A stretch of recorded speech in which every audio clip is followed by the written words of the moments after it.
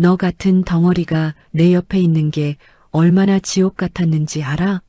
네가 내 아내라는 게 내 인생 최대의 수치라고. 남편의 재킷에서 쏟아진 호텔 키카드와 다른 여자의 이름, 그리고 그날 밤 아버지의 사망 소식까지.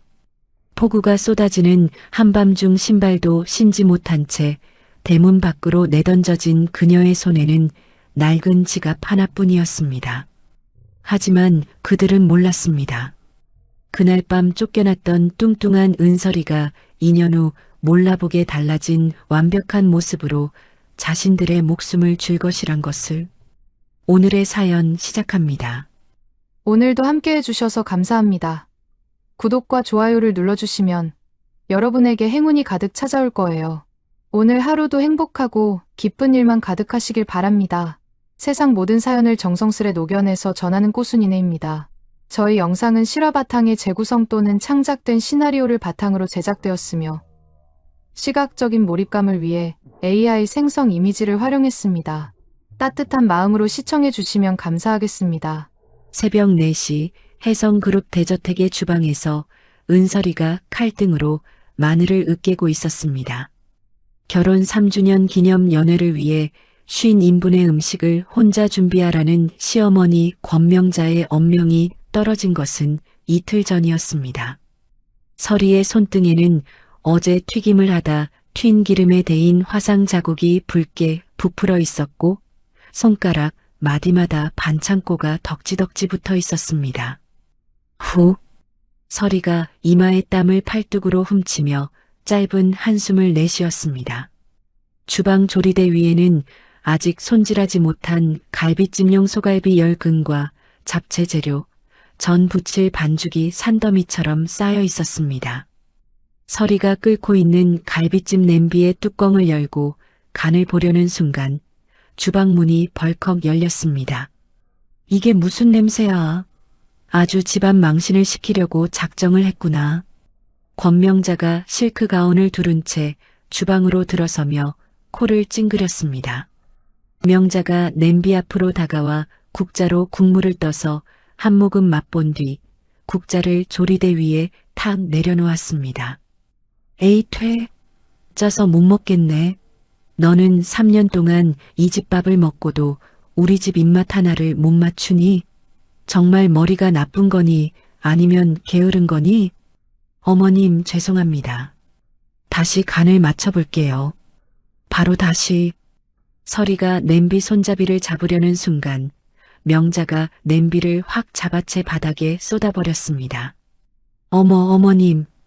뜨거운 국물이 타일 바닥 위로 쏟아지며 설이의 맨발 위로 튀었고 설이가 비명을 삼키며 뒤로 물러섰습니다. 어머님, 뜨거워요. 뜨거운 건 아니?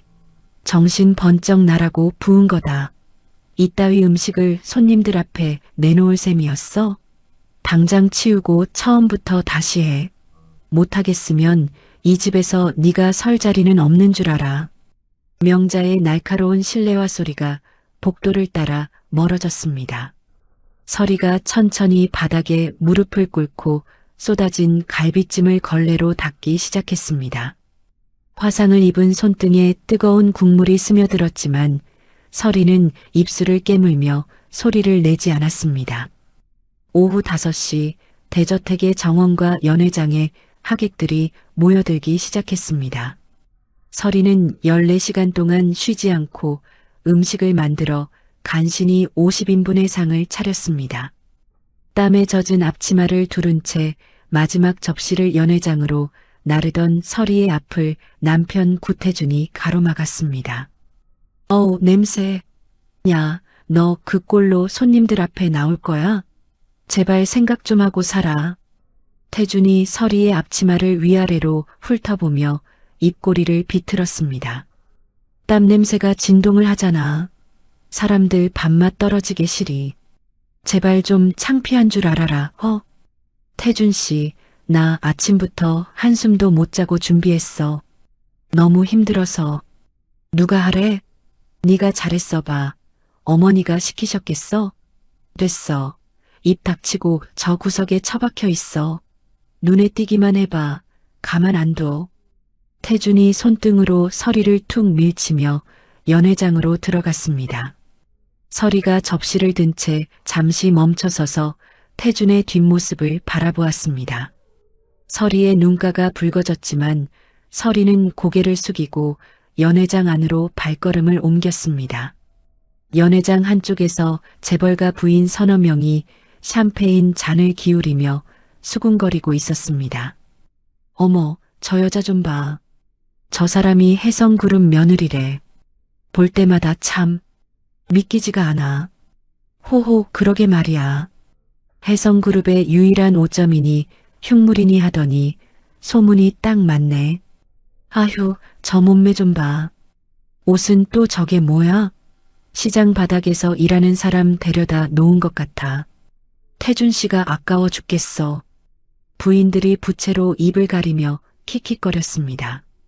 서리가 쟁반을 들고 그 앞을 지나가자 부인들의 시선이 일제히 서리에게 꽂혔고 서리는 고개를 더 깊이 숙인 채 걸음을 빨리 했습니다.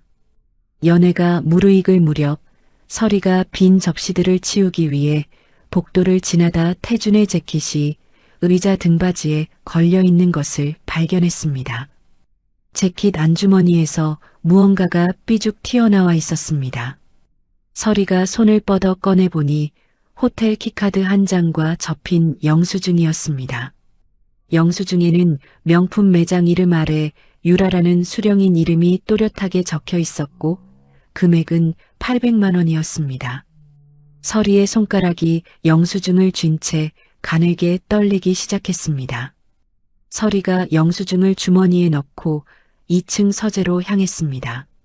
서재 문을 열고 들어선 서리가 태준의 책상 서랍을 하나씩 열기 시작했습니다. 세 번째 서랍 안에서 투명 파일에 담긴 서류 묶음이 나왔습니다.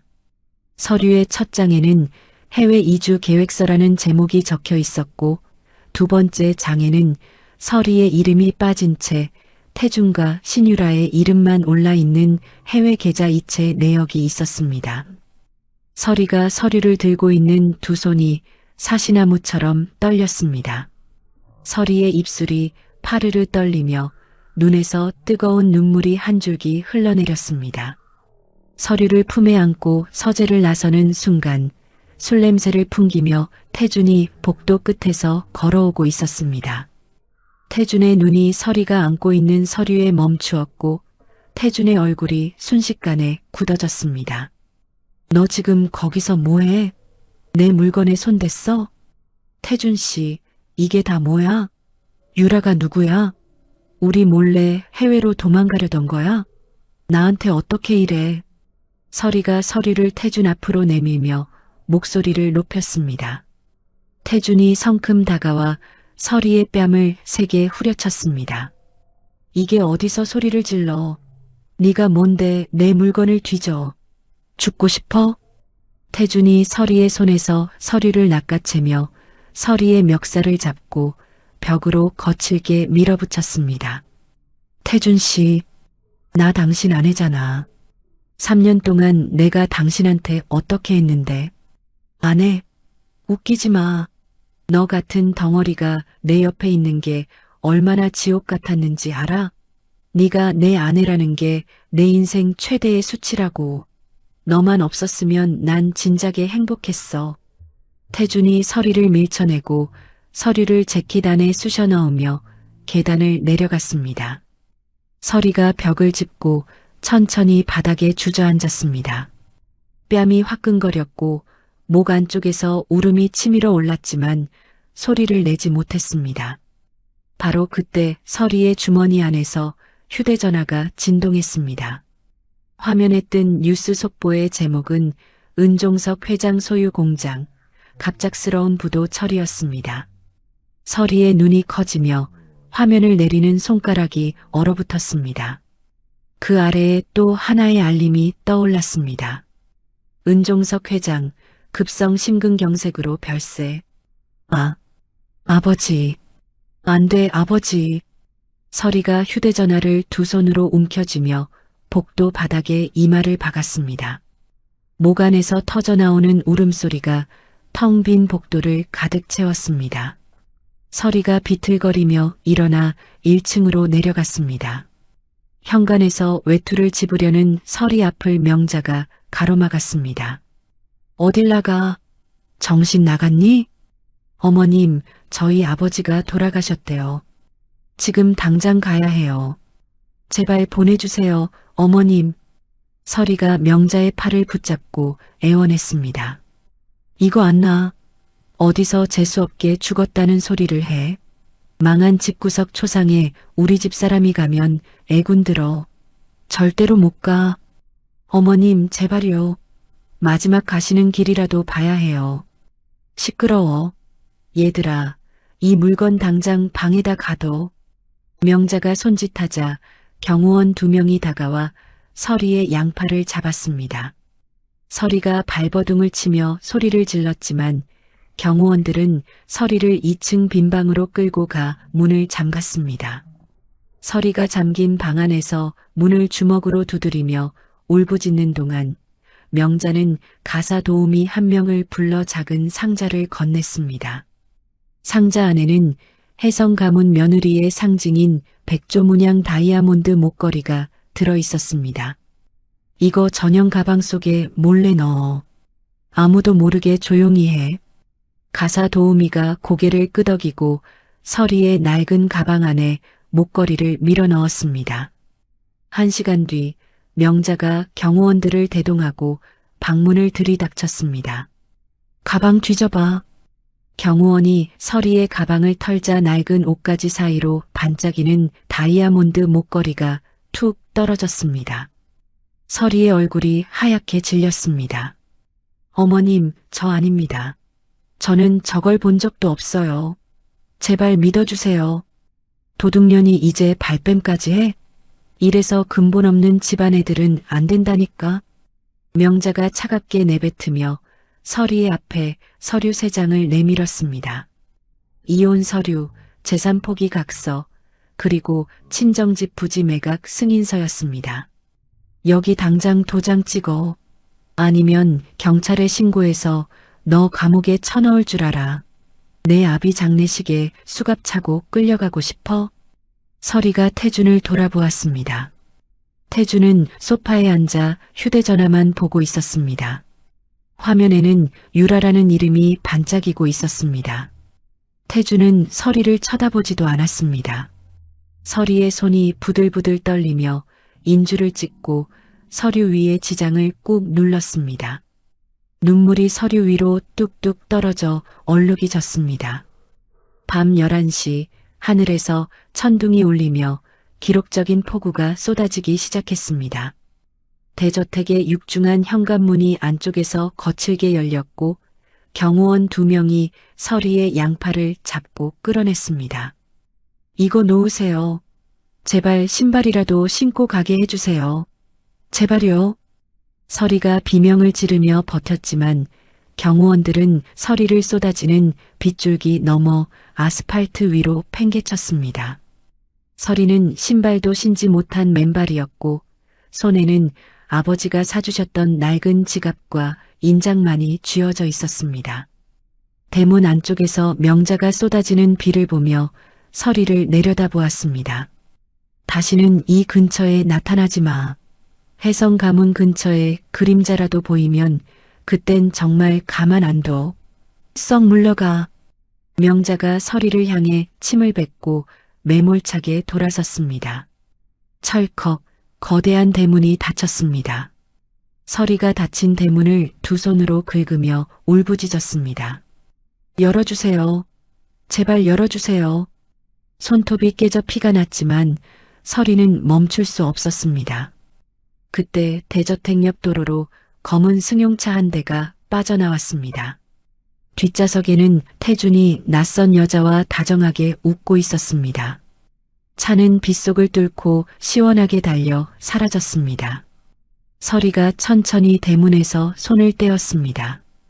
빗물과 눈물과 피가 섞여 얼굴을 타고 흘러내렸습니다. 서리가 낡은 지갑과 아버지의 인장을 가슴에 꽉 안고 몸을 일으켰습니다. 칠흑같이 어두운 밤, 폭우가 쏟아지는 텅 빈 도로 위를 서리가 맨발로 걷기 시작했습니다. 발바닥이 찢어지는 것 같았지만 서리는 멈추지 않았습니다.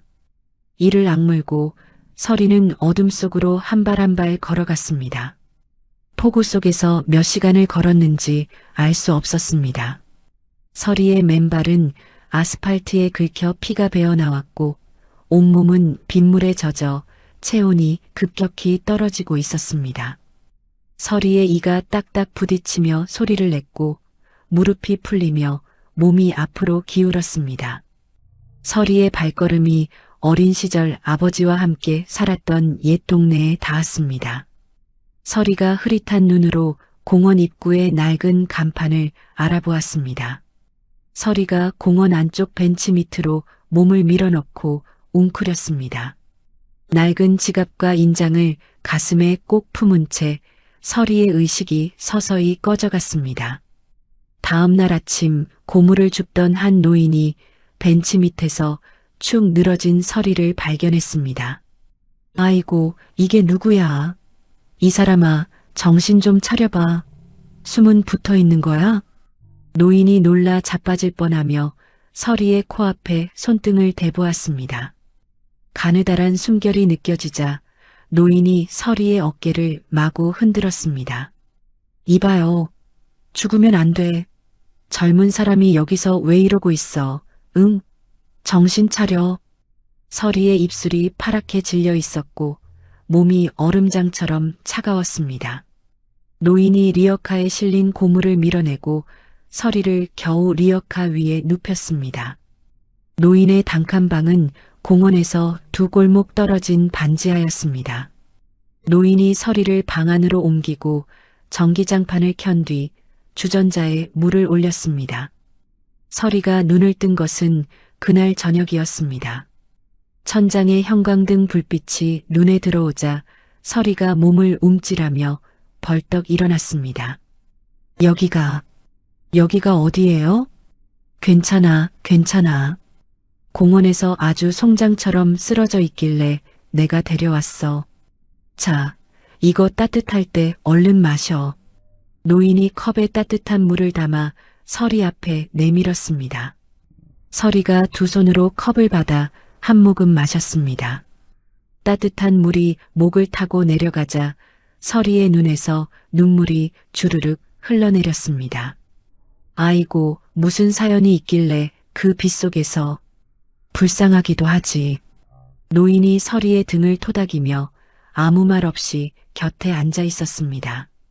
이틀 뒤 서리는 노인이 건넨 헌옷을 입고 단칸방을 나섰습니다. 시장통을 지나며 좌판 아래 떨어진 과일 조각과 분식집에서 버린 김밥 끝을 주워 입에 넣었습니다.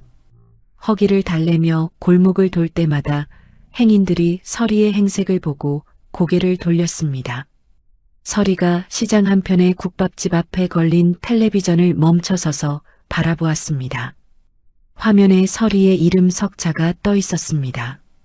해성그룹 며느리 은설의 가출 후 행방불명. 귀금 속 절도 혐의 수배. 서리의 주먹이 허벅지 위에서 하얗게 질릴 때까지 쥐어졌습니다. 화면이 바뀌며 권명자가 기자들 앞에서 손가락으로 눈물을 훔치는 장면이 나왔습니다. 우리 며느리를 내 친딸처럼 아끼고 키웠는데 갑옷까지 훔쳐서 달아나다니요.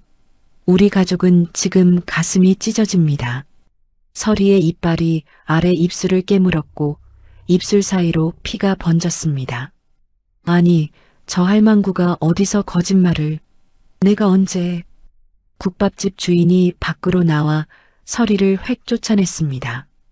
이봐, 거지가 가게 앞에 서 있으면 손님 다 떨어진다고. 재수없게 시리, 당장 저리 안 가? 서리가 고개를 숙이고 골목 안쪽으로 들어갔습니다. 한편 해성그룹 대저택에서는 태준이 서리의 방에 남아있던 물건들을 마당에 쌓아 올리고 있었습니다. 서리의 낡은 외투, 싸구려 화장품, 결혼식 때 입었던 드레스까지 전부 마당 한가운데 쌓였습니다. 에이, 더러워. 냄새나는 것들 싹 다 태워버려야지. 태준이 라이터를 꺼내 불을 붙이자 불꽃이 서리의 흔적을 하나씩 삼켜나갔습니다. 유라가 2층 베란다에서 내려다보며 태준에게 손을 흔들었습니다. 태준 씨, 속이 다 시원하네. 저 쓰레기들 다 치우고 내 물건 채워넣자. 태준이 올려다보며 손을 들어 화답했습니다. 당연하지. 이제 이 집 주인은 자기야. 그로부터 며칠 뒤 서리는 어머니가 입원해 있는 지방병원을 찾아갔습니다.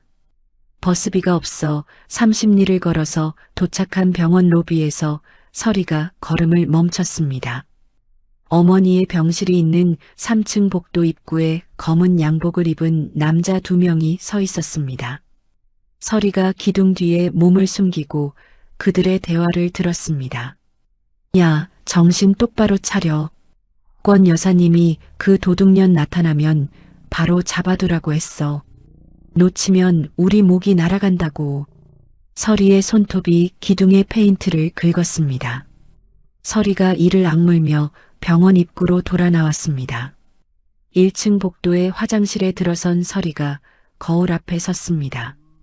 거울 속에는 부은 눈두덩, 갈라진 입술, 헝클어진 머리카락에 때 묻은 옷을 걸친 여자가 서 있었습니다. 서리가 거울 속의 자신을 한참 들여다보았습니다. 이 꼴로는 복수는커녕 엄마 얼굴도 못 봐. 서리가 주머니에서 아버지의 인장을 꺼내 손바닥 위에 올려놓았습니다.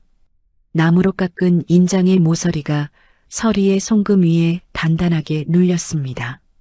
서리가 인장을 꽉 쥐며 거울 속 자신의 눈을 똑바로 바라보았습니다. 아빠, 도와주세요. 서리에게 떠오른 사람이 한 명 있었습니다. 아버지 은종석 회장이 살아생전 늘 은인이라 불렀던 사람, 지온그룹의 독고진 회장이었습니다. 서리는 아버지의 서재에서 독고 회장의 은둔 사택 주소가 적힌 수첩을 본 기억을 더듬었습니다. 이틀을 더 걸어 서리가 독고 회장의 사택 앞에 도착했습니다. 높은 담장과 철문 앞에서 서리가 주저앉았습니다. 경비원이 다가와 서리를 거칠게 밀어냈습니다. 어허, 이 거지가 어디라고 앉아있어? 당장 안 꺼져. 저기요. 독고 회장님 좀 뵙게 해주세요. 저 은종석 회장 딸입니다. 제발요. 뭐, 재벌 회장 딸이 이 모양이라고? 웃기지 말고 가. 경찰 부르기 전에. 서리가 철문 앞 바닥에 그대로 앉았습니다. 밤이 되어도 서리는 일어나지 않았고 다음 날 아침에도 그 자리에 있었습니다. 비가 내리고 해가 지고 다시 해가 떠도 서리는 꼼짝하지 않았습니다. 이틀째 되는 아침, 독고 회장의 검은 승용차가 사택 안에서 나오려 할 때 서리가 탈진한 몸을 끌고 차 앞을 가로막았습니다. 긱! 타이어 비명이 들리고 비서들이 달려와 서리를 잡으려 했지만 서리가 두 팔을 뿌리치며 아버지의 인장을 머리 위로 높이 치켜들었습니다. 독고 회장님, 저 은종석의 딸 은설이입니다. 제발 이 도장을 봐주세요. 살려주세요. 차 안에서 독고 회장이 인장을 보았습니다. 독고 회장의 눈이 커지며 운전기사에게 차를 멈추라고 지시했습니다. 독고 회장이 차에서 내려 서리 앞에 섰습니다. 서리의 망가진 행색을 위아래로 훑어보던 독고 회장이 서리가 들고 있는 인장을 가만히 받아들었습니다.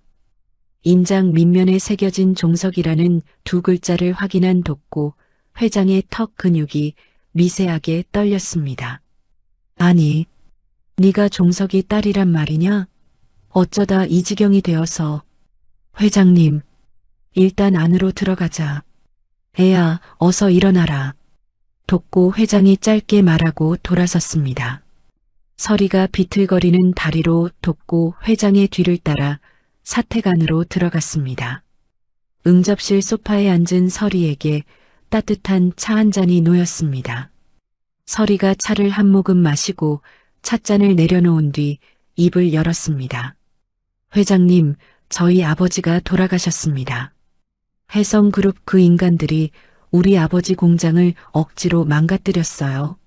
그리고 저를 도둑으로 몰아 쫓아내고 제 남편은 딴 여자랑 살림 차릴 궁리만 하고 있었습니다. 서리의 목소리는 낮고 또렷했습니다. 눈물은 이미 마른 듯 서리의 눈은 건조하게 빛나고 있었습니다.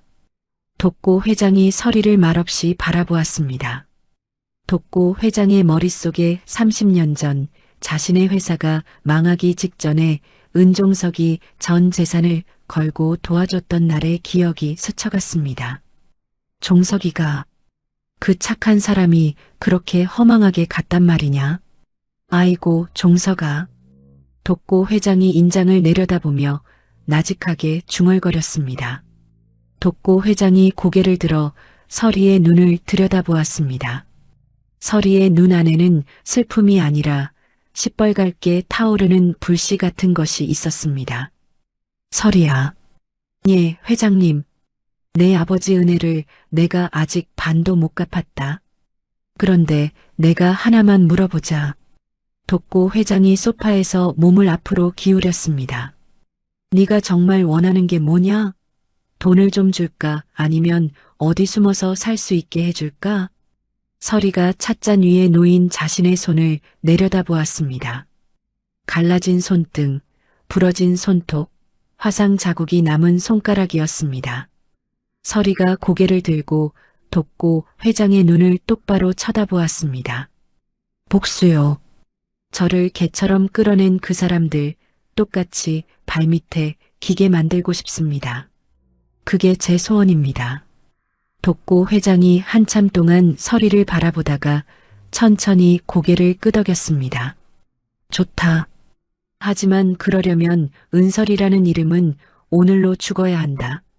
얼굴부터 목소리까지 싹 다 바꿔서 완전히 딴 사람이 되어야 해.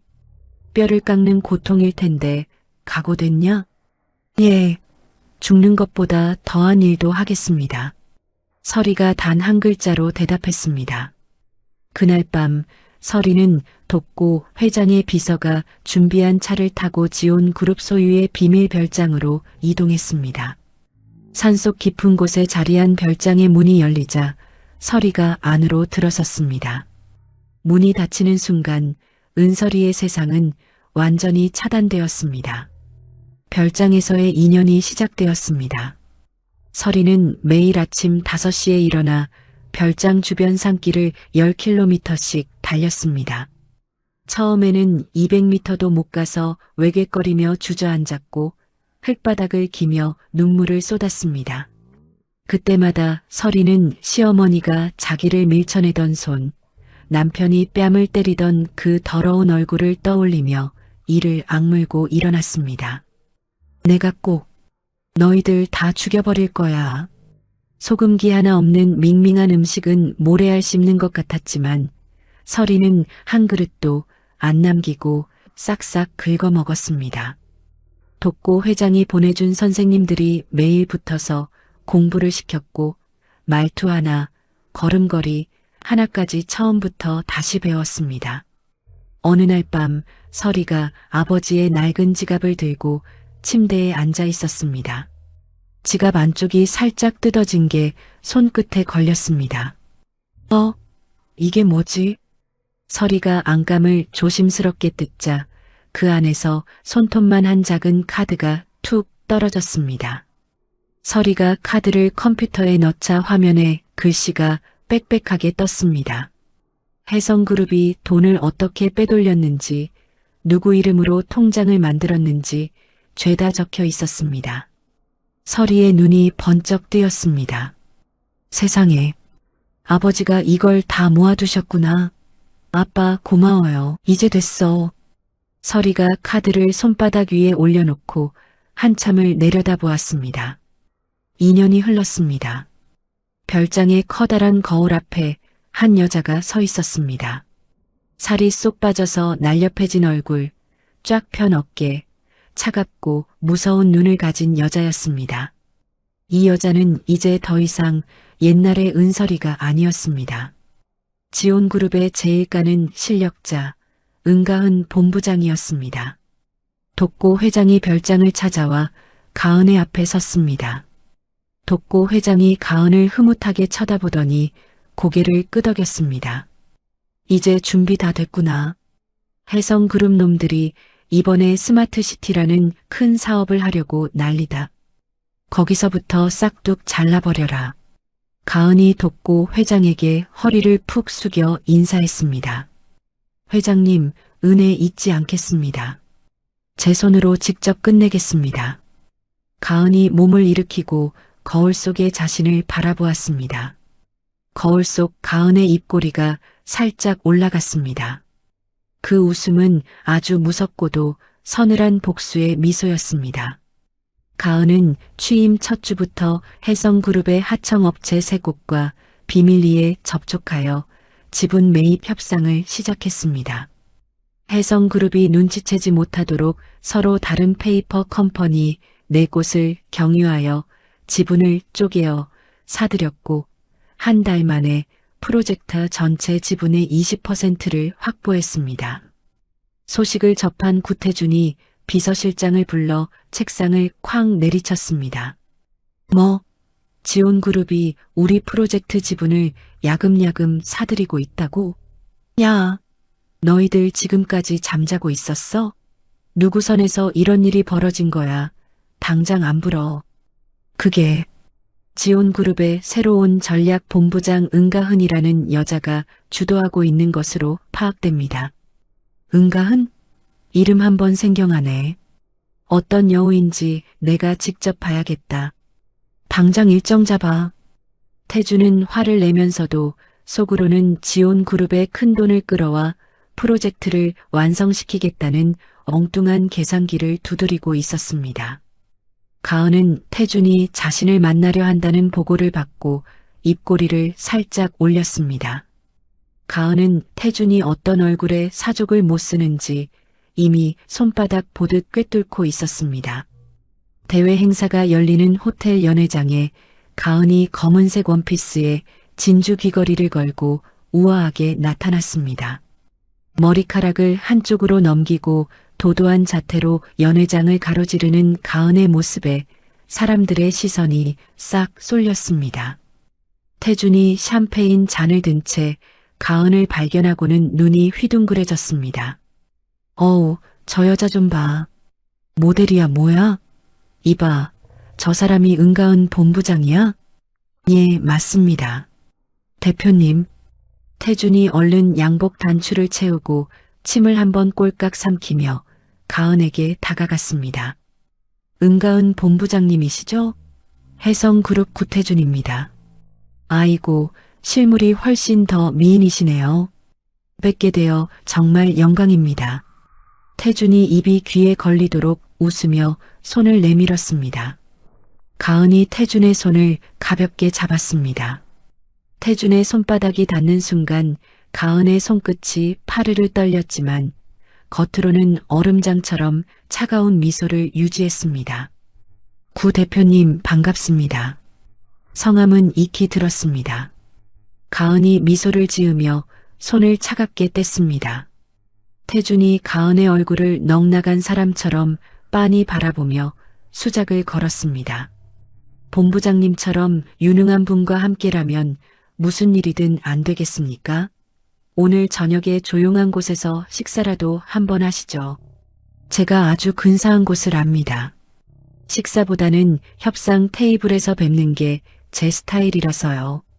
다음 주 해성그룹 본사에서 뵙겠습니다. 가은이 짧게 고개를 까딱하고는 뒤도 안 돌아보고 돌아섰습니다. 태준이 가은의 뒷모습을 보며 입맛을 쩝쩝 다셨습니다. 성격 한번 화끈하네. 딱 내 스타일이야. 협상 당일 가은이 해성그룹 본사 회의실로 당당하게 들어섰습니다. 가은의 구두굽이 대리석 바닥을 또각또각 울릴 때마다 회의실 안에는 팽팽한 긴장감이 돌았습니다. 회의실 안에는 태준과 해성그룹 임원들이 쫙 깔려 있었고 태준이 자리에서 벌떡 일어나 가은을 맞았습니다. 어서 오세요, 본부장님. 기다리고 있었습니다. 이 상석으로 앉으시죠. 태준이 직접 가은의 의자까지 빼주자 옆에 앉은 깐깐한 재무이사가 눈썹을 치켜 세웠습니다. 가은이 서류 가방에서 계약서를 꺼내 테이블 위에 툭 올려놓았습니다. 지온그룹은 이번 스마트시티 프로젝트에 3천억 원을 투자할 용의가 있습니다.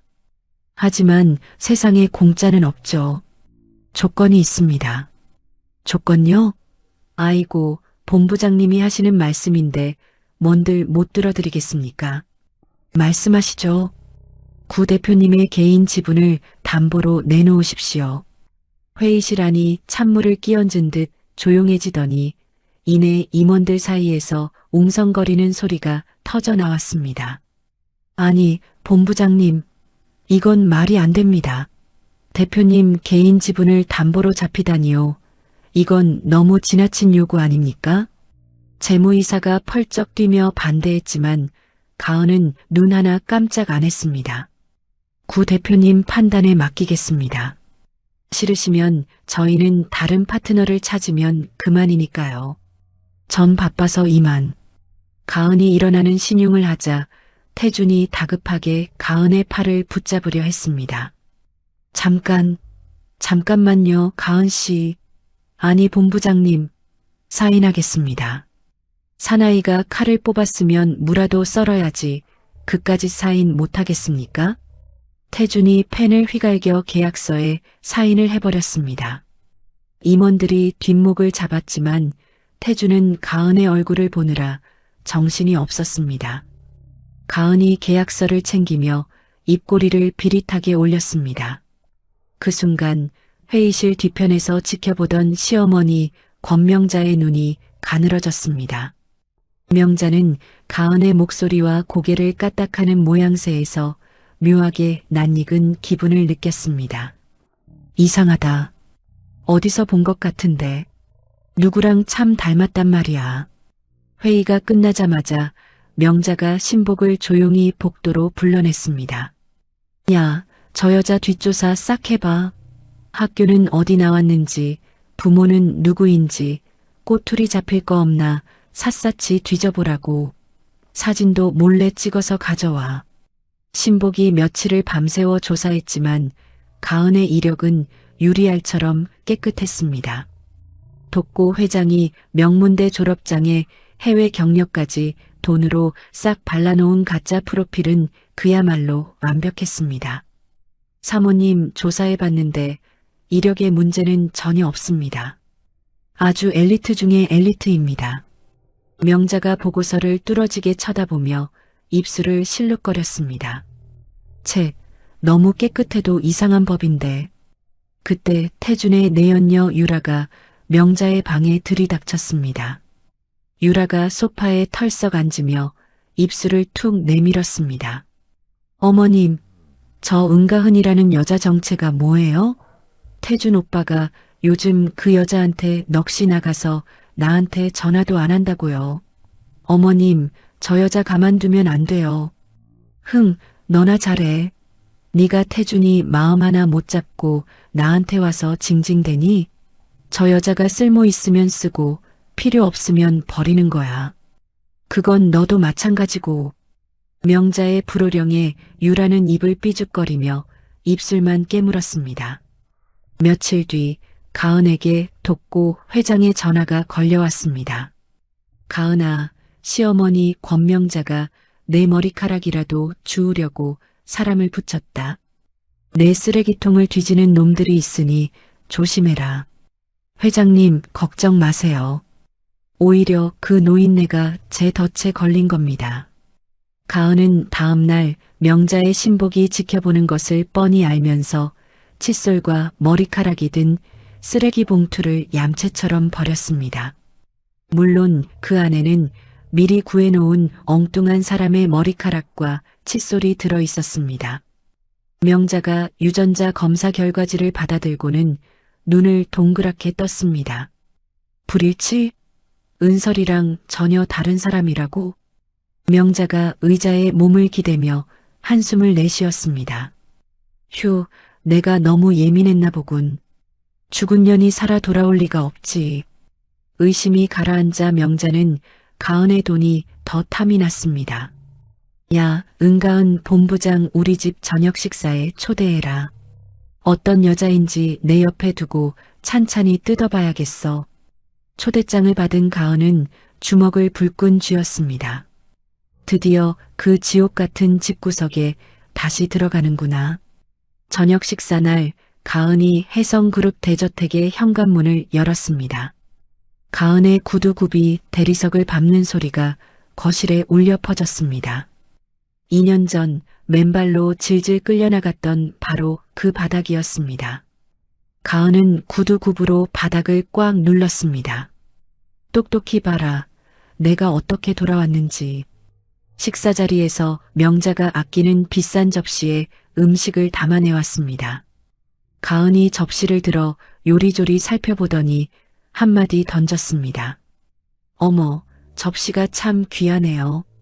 하지만 이런 명품은 그릇보다 쓰는 사람의 격이 더 중요한 법이죠.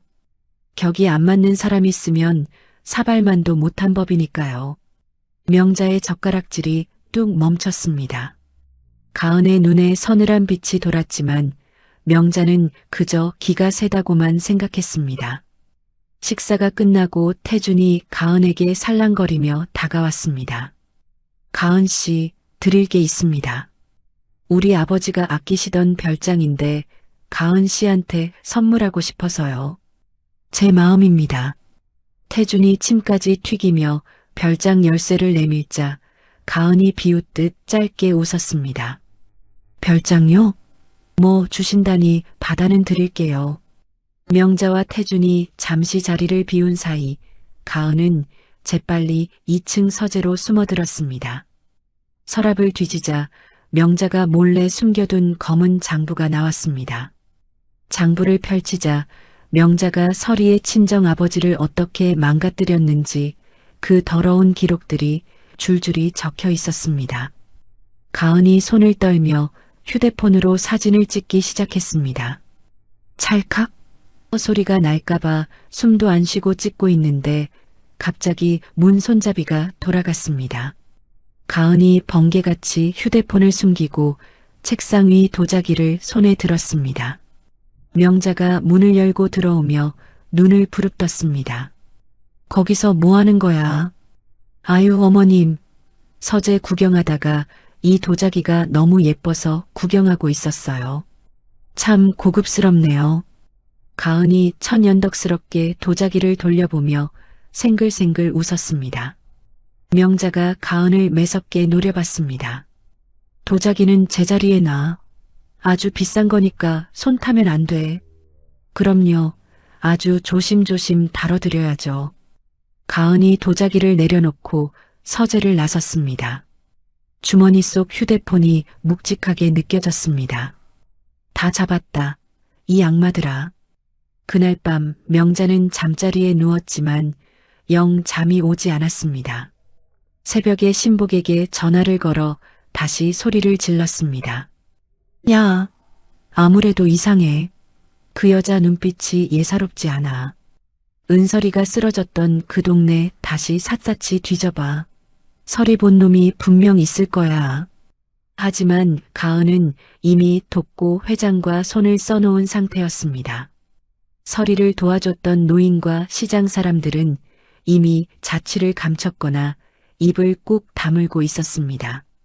며칠 뒤 태준이 가은의 사무실로 꽃다발과 보석 상자를 들고 찾아왔습니다.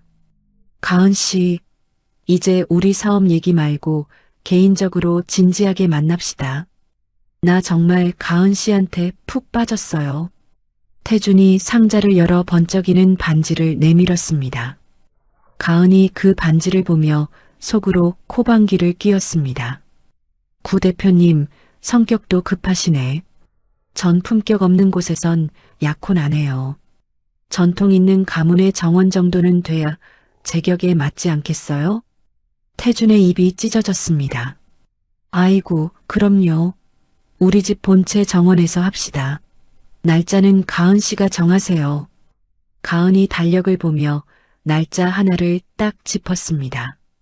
바로 2년 전 비 오는 밤 서리가 쫓겨났던 그 잔인한 날이었습니다. 이날로 하죠. 비가 오면 더 운치 있겠네요. 태주는 싱글벙글 웃으며 고개를 끄덕였습니다. 자기가 죽을 날짜를 정한 줄도 모르고 말입니다. 가은이 창밖으로 해성그룹 건물을 내려다보며 아버지의 인장을 꽉 쥐었습니다. 아버지, 이제 다 됐어요. 저 악마들, 제가 지옥으로 보내버릴게요. 약혼식을 일주일 앞둔 월요일 아침, 가은이 지온 그룹 본사 집무실에서 노트북 화면을 뚫어져라 들여다보고 있었습니다. 화면에는 해성그룹이 전 재산을 쏟아부은 신규 사업 부지의 토지 소유권 관계도가 거미줄처럼 펼쳐져 있었습니다. 가은이 석 달 전부터 공을 들여 심어둔 법률 자문팀이 마침내 부지의 원소유자 후손을 찾아내 소유권 분쟁 소송을 제기하게 만들었고 오늘 아침 법원은 기다렸다는 듯 해성그룹의 사업 부지에 가처분 결정을 내렸습니다. 가은이 노트북을 탁 닫으며 차가운 목소리로 비서에게 물었습니다. 해성그룹 주가 지금 어떻게 됐어? 보고 드립니다. 오전 장 시작하자마자 15%나 곤두박질 치고 있습니다. 시장이 아주 발칵 뒤집혔습니다. 좋아. 이제 지옥 구경 제대로 하겠네. 가은이 의자를 천천히 돌려 창밖을 바라보았습니다.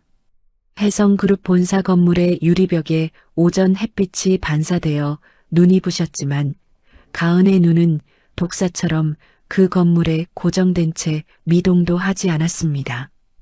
그 시각 해성그룹 대표실에서는 태준이 비서실장의 보고를 듣다가 눈이 뒤집혀 책상 위의 서리를 바닥으로 싹 쓸어버렸습니다. 뭐? 가처분? 야, 이 땅이 어떤 땅인데 이제 와서 소유권 분쟁이야. 어떤 놈이 감히 내 앞길을 막는 거냐고. 그게 상대 측 변호사가 아주 독종입니다. 배우의 거물급 조력자가 있다는 소문이 파다합니다. 협상도 안 하겠다며 아주 배를 째라고 나온답니다. 태준이 양손으로 머리카락을 쥐어뜯으며 미친 사람처럼 사무실을 왔다 갔다 했습니다. 주가가 계속 빠지면 다음 주 약혼식에 모일 재계 인사들 앞에서 망신살이 뻗치는 것은 물론이고 집안 전체가 풍비박산 날 판이었습니다. 다급해진 태준이 벌벌 떠는 손으로 가은에게 전화를 걸었습니다. 가은 씨, 나 좀 살려줘. 지금 우리 회사 난리 났어. 지온그룹에서 급한 대로 돈 좀 넣어줄 수 없을까? 제발 부탁이야. 구 대표님, 저도 지온그룹 이사회를 설득해야 하는 사람이에요. 공짜로 도와드리면 제가 배임으로 몰려요. 확실한 담보 가져오실 수 있어요? 담보? 뭘 원하는데? 땅도 건물도 다 가압류 걸리게 생겼단 말이야. 해성그룹 비자금 계좌 비밀번호랑 법인 인감, 그거 제게 맡기세요. 그러면 제가 이사회 목숨 걸고 설득해 볼게요. 전화기 너머로 태준의 거친 숨소리만 들려왔습니다. 태준의 이마에는 주먹만 한 식은땀이 맺혔지만 당장 목에 칼이 들어온 마당에 가음 말고는 손을 내밀 곳이 단 한 군데도 없었습니다. 알았어. 내일 내 직접 가져갈게. 가은 씨만 믿는다. 가은이 전화를 끊고 수화기를 천천히 내려놓았습니다. 이 모자란 인간, 제 발로 호랑이 아가리에 머리를 들이미는구나. 다음 날 오후 태준이 직접 가은의 집무실을 찾아와 서류 봉투 하나를 벌벌 떨며 건넸습니다. 봉투 안에는 해성그룹의 명줄인 비자금 계좌 비밀번호와 위임장이 들어 있었습니다. 가은 씨, 이거 정말 내 목숨줄이야. 잘 처리해 줄 거지? 태준이 소파 끝에 걸터 앉아 가은의 눈치만 살피자 가은은 서류를 한 장씩 검토하더니 서랍 속에 툭 던져 넣었습니다. 충분하네요. 구 대표님, 약혼식 준비는 차질 없이 하세요. 제가 아주 큰 선물을 준비했으니까. 고마워, 정말 고마워. 가은 씨만 있으면 난 천군만마를 얻은 기분이야. 태준이 좋다고 웃으며 가은의 어깨를 만지려 하자 가은은 소름이 돋는 듯 한 발짝 뒤로 물러섰습니다. 약혼식 날 뵙죠. 나가보세요. 그날 저녁 가은은 독고 회장의 차를 타고 지방의 한 요양원을 은밀히 찾았습니다. 요양원 복도 끝 병실 문을 열자 창가에 초점 없는 눈으로 앉아있는 서리의 어머니가 보였습니다. 가은이 문 앞에 멈춰서서 어머니를 바라보았습니다. 2년 만에 보는 어머니의 머리카락은 하얗게 새어 있었고 야윈 손은 무릎 위에서 힘없이 떨리고 있었습니다. 가은이 어머니 곁에 다가가 조용히 무릎을 꿇었습니다. 엄마. 어머니가 천천히 고개를 돌려 가은을 올려다보았습니다. 하지만 어머니의 눈에는 가은의 세련된 모습이 낯설기만 한지 그저 멍하니 얼굴만 더듬었습니다. 댁은 누구쇼? 우리 설이가. 우리 딸이 오기로 했는데. 나 기다려야 돼. 어머니의 눈에서 눈물이 주르륵 흘러내리자 가은은 입술을 피가 나도록 깨물었습니다. 어머니의 손목에는 아버지가 생전에 사주셨던 낡고 해진 가죽 팔찌가 여전히 채워져 있었습니다. 엄마, 조금만 더 기다려요. 설이가 이제 다 끝내고 올 거예요. 가은은 어머니의 손을 꼭 쥔 채 한참 동안 어둠 속에서 소리 없는 눈물을 쏟았습니다. 요양원을 나서는 가은의 눈빛은 이전보다 100배는 더 차갑고 단단해져 있었습니다.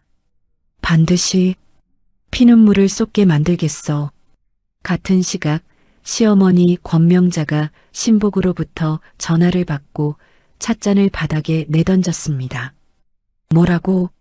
은설이를 데려간 게 지온그룹 차량이었다고? 그럼 지금 그 은가은 본부장이 은설이란 말이냐? 명자의 손이 부들부들 떨렸습니다. 설마 그 뚱뚱하고 멍청하던 년이? 아니야, 그럴 리 없어. 명자는 도끼가 잔뜩 오른 눈으로 신복에게 소리쳤습니다. 당장 그년 집무실에 들어가서 진짜 머리카락 뽑아와. 이번에도 불일치 나오면 내 놈 목을 딸 줄 알아.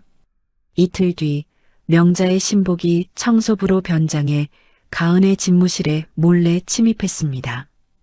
의자에 붙은 머리카락을 채취하려는 찰나 천장의 감시 카메라가 붉게 번쩍이며 보안팀이 들이닥쳤습니다. 가은은 붙잡힌 신복의 소식을 듣고는 곧장 명자에게 전화를 걸었습니다. 권 여사님, 남의 사무실에 도둑고양이처럼 사람을 보내는 게 혜성그룹의 가풍인가요? 한 번만 더 선을 넘으시면 저도 가만히 있지 않겠습니다. 어머, 본부장님도 참 오해가 있었나 보네. 내 아들 배필이 될 사람인데 궁금해서 그랬지. 명자가 전화를 끊으며 이를 갈았습니다. 이 독종 같은 년, 감히 나를 협박해? 약혼식 3일 전 내연녀 유라가 명자를 찾아와 은밀한 약병을 내밀었습니다. 어머님, 저 은가은이 약혼식에 못 나오게 해야 해요. 이걸 차에 타면 며칠은 꼼짝없이 누워 있어야 할 거예요.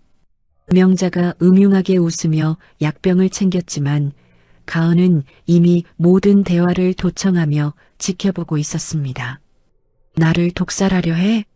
그 독 그대로 돌려주지. 다음 날 오후 유라가 보낸 줄 모르는 독이 든 차를 명자가 마시고 거실에서 거품을 물며 쓰러졌습니다. 집안이 쑥대밭이 된 사이 가은은 태준에게 전화를 걸어 유라를 범인으로 지목했고 태준은 유라의 머리채를 잡아집 밖으로 내쫓아 버렸습니다. 마침내 약혼식 당일 아침이 밝았습니다. 가은은 별장 거울 앞에서 검은색 이브닝 드레스를 입고 서 있었습니다. 거울 속에는 2년 전 폭우 속에서 맨발로 울부짖던 서리의 모습이 겹쳐 보였습니다. 가은은 드레스 안쪽 주머니에 아버지의 인장을 깊숙이 찔러 넣었습니다. 아버지, 보고 계시죠? 이제 시작해요. 혜성그룹 대저택 정원에는 재계 인사들이 구름처럼 모여들었습니다. 태주는 싱글벙글 웃으며 하객들을 맞이했고 휠체어에 앉은 명자는 가은을 죽일 듯이 노려보고 있었습니다. 가은이 정원 입구에 나타나자 하객들의 시선이 일제히 쏠렸습니다. 태준이 가은의 손을 잡고 단상 위로 올라가 자랑스럽게 소리쳤습니다.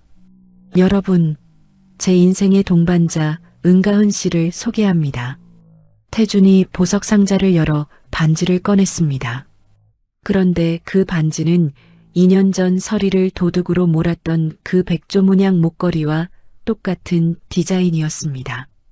가은의 눈동자가 파르르 떨렸습니다. 끓어오르는 분노를 간신히 누르며 가은이 마이크를 잡았습니다.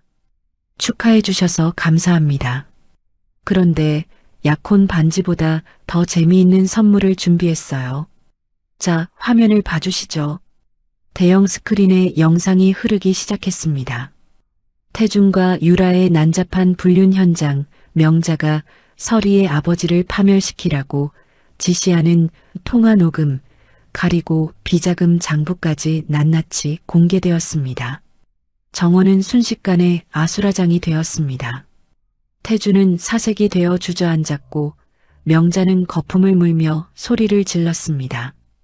가은이 머리핀을 뽑아 머리를 풀어 헤치더니 안경을 꺼내 쓰고는 3년 전 그 억척스러운 말투로 명자를 쏘아보았습니다. 어머님, 나 설이에요.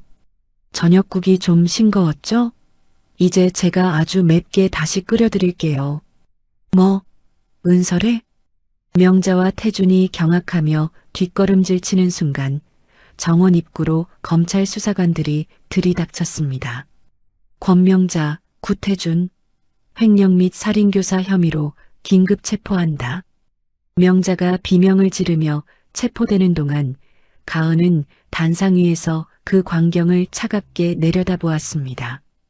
그때 명자의 마지막 신복이 가은을 해치려 달려들었지만 독고 회장의 경호팀이 단숨에 그를 제압했습니다. 가은은 정원 밖으로 유유히 걸어나갔습니다. 구두굽이 아스팔트를 울리는 소리가 경쾌했습니다. 2년 전 맨발로 피눈물을 흘리며 걷던 그 길을 이제 가은은 세상을 다 가진 여왕처럼 당당하게 걸어나갔습니다. 가은은 독고 회장의 경호팀과 함께 비밀 안가에 도착했습니다. 안가에 무거운 철문이 닫히는 소리가 정막 속에 울려 퍼지자 가은이 소파에 주저앉아 두 손으로 얼굴을 감쌌습니다. 손가락 사이로 터져나오는 거친 숨소리는 흐느낌인지 분노인지 분간할 수 없었습니다. 가은이 손을 내리자 눈가는 시뻘겋게 짓물러 있었지만 입술만큼은 피가 맺힐 정도로 단단하게 맞물려 있었습니다. 가은이 리모컨을 눌러 텔레비전을 켰습니다. 모든 방송사가 마치 약속이라도 한 듯 혜성그룹 약혼식의 아수라장을 속보로 내보내고 있었습니다. 화면 속에서 명자가 수사관들에게 팔을 잡힌 채 이거나 내가 누군지 알아 라며 발악하는 장면이 무한 반복되었습니다. 태준이 넋이 나간 채 바닥에 무릎을 꿇고 있는 사진 위로 혜성그룹 황태자, 구태준, 비자금 횡령 및 살인교사 혐의 긴급 체포라는 시커먼 자막이 떴습니다. 가은이 그 화면을 서늘하게 바라보다 리모컨을 바닥에 툭 내려놓았습니다. 아직 멀었어. 겨우 이 정도로 끝낼 줄 알았니? 명자와 태주는 수사관들이 들이닥친 혼란을 틈타 뒷문으로 쥐새끼처럼 빠져나갔다는 보고가 들어왔습니다. 본부장님, 그 인간들 경찰 눈피해서 뒷문으로 도망쳤답니다. 지금 강남 쪽 비밀 오피스텔로 숨어들었습니다. 가은이 자리에서 벌떡 일어나 창밖을 매섭게 노려보았습니다. 도주 경로에 깔아둔 카메라는 한 놈도 놓치지 마. 예, 본부장님. 지금 실시간으로 위치 파악 중입니다. 경찰에 바로 넘길까요? 아니, 아직은 아니야. 쥐새끼가 막다른 골목에서 무슨 짓을 하는지 지켜봐야지. 숨통을 서서히 조일 거니까. 가은이 팔짱을 낀 채 차가운 미소를 지었습니다. 다음 날 아침 가은은 독고 회장의 주선으로 전국에 생중계되는 인터뷰에 출연했습니다. 눈이 멀 것 같은 스튜디오 조명 아래 가은이 단정한 정장 차림으로 의자에 앉았습니다. 진행자가 조심스럽게 마이크를 고쳐 잡으며 질문을 던졌습니다. 본부장님 아니, 이제 은설의 씨라고 불러야겠죠? 그동안 어떻게 지내신 겁니까? 은설이입니다. 그 이름 석자를 되찾으려고 지옥에서 돌아왔습니다. 설이가 카메라 렌즈를 뚫어질 듯 노려보며 한마디 한마디 힘주어 말했습니다. 3년 전 그날 저는 혜성 가문의 종이었습니다. 내 남편 구태주는 내 뺨을 후려치며 다른 여자랑 살림 차릴 궁리만 했고 내 시어머니 권명자는 나를 도둑으로 몰아 길바닥에 내팽개쳤습니다. 설이의 목소리가 파르르 떨렸지만 눈빛만큼은 서슬퍼런 칼날 같았습니다. 그 밤 폭우가 쏟아지는데 저는 신발 한 짝도 없이 맨발로 쫓겨났습니다. 우리 아버지는 그 인간들 때문에 돌아가셨는데 저는 장례식장 근처에도 못 갔습니다. 이게 사람이 할 짓입니까? 설이의 눈에 뜨거운 눈물이 맺혔지만 결코 흘러내리지 않았습니다. 오히려 눈물이 도끼가 되어 눈동자에서 빛났습니다. 스튜디오 안은 숨소리조차 들리지 않을 만큼 적막에 휩싸였습니다. 중계 카메라를 잡던 기사도 대본을 넘기던 작가도 설이의 처절한 고백에 입을 다물지 못했습니다. 인터뷰가 전파를 타자마자 세상이 뒤집혔습니다. 어머나 세상에, 저렇게 예쁜 새댁을 그렇게 구박했단 말이야? 저 집구석 천벌 받아야 돼. 전 국민이 혜성그룹 불매운동에 나섰고 명자와 태준을 당장 사형시키라는 분노 섞인 여론이 들불처럼 번졌습니다. 그러나 독이 오를 대로 오른 명자는 강남 은신처에서 설이의 얼굴을 보며 독설을 내뱉었습니다. 저 불효시 같은 년, 감히 내 얼굴에 똥칠을 해? 죽여버릴 거야. 내 손으로 찢어 죽일 거라고. 명자가 충혈된 눈으로 옆에 쪼그려 앉아 벌벌 떠는 태준의 멱살을 잡고 흔들었습니다. 이 등신 같은 놈아, 네가 그년한테 다 넘겨줘서 이 사달이 난 거 아냐? 정신 안 차려? 어머니, 저보고 어쩌라고요? 저 여자가 은설이인 줄 꿈에라도 알았냐고요? 태준이 명자의 손을 뿌리치며 괴성을 질렀습니다. 막다른 골목에 몰린 모자는 서로를 헐뜯으며 미쳐가고 있었습니다. 명자가 갑자기 번뜩이는 눈으로 전화기를 낚아챘습니다. 야, 당장 요양원 가서 그 노인네 잡아와. 설이 애미가 우리 손에 있으면 저녀는 꼼짝 못해. 명자의 지시를 받은 신복들이 어둠을 틈타 요양원으로 잠입했습니다. 경비원이 한눈을 파는 사이 휠체어에 앉아 멍하니 창밖을 보던 설이의 어머니를 거칠게 끌고 나갔습니다. 가은이 보안팀장으로부터 급보를 전해 들었을 때 그녀의 얼굴은 순식간에 잿빛으로 변했습니다. 본부장님, 어머님이 납치당하셨습니다. 놈들이 뒷문으로 빼돌렸습니다. 가은이 전화기를 쥔 손을 부르르 떨며 벽을 주먹으로 쾅 내리쳤습니다. 권명자, 이 악마 같은 노인네가 감히. 당장이라도 달려나가려는 가은의 어깨를 돋고 회장이 묵직하게 눌렀습니다. 가은아, 정신 차려라.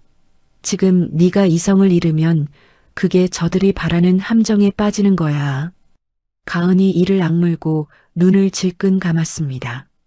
거친 호흡을 몰아쉬며 끓어오르는 분노를 억지로 눌러 담았습니다.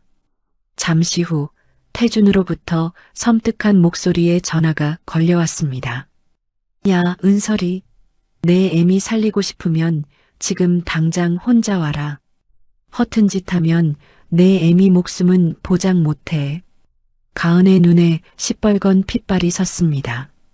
어머니 털끝 하나라도 건드려봐. 내 놈들 사지를 찢어버릴 테니까. 입 닥치고 폐쇄된 해성 공장으로 와. 30분 내로 안 오면 알지? 전화가 툭 끊기자 가은은 외투를 집어들었습니다. 회장님, 저 혼자 가야 합니다. 제 엄마예요. 제가 가야 해요. 안 된다. 이건 사지로 들어가는 거야. 경호원들 데리고 가. 안 돼요. 그랬다간 엄마가 위험해요. 제발 저 믿고 뒤에서 지켜봐 주세요. 가은은 아버지의 인장을 주머니에 꽉 쥐고 미친 듯이 차를 몰아 공장으로 향했습니다. 아빠, 엄마 좀 지켜주세요, 제발.